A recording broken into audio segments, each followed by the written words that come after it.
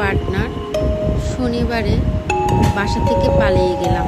সারাদিন অনেক এনজয় করলাম, ঘোরাঘুরি করলাম, সন্ধ্যা হয়ে গেল আর বাসায় ফিরতে পারলাম না।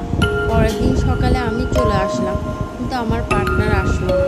আমি এসে বাচ্চাদেরকে খাওয়াতে লাগলাম। কিছুক্ষণ পর আমার মালিকরা বলা বলি করছে আমার পার্টনারকে নাকি তিনটে বিড়াল খেয়ে ফেলেছে। এখন আমি কি করব বন্ধুরা? আমার পার্টনার তো আমাকে ছেড়ে চলে গিয়েছে, আমি তো খুব একা, আমি বাচ্চাগুলো নিয়ে কি করব?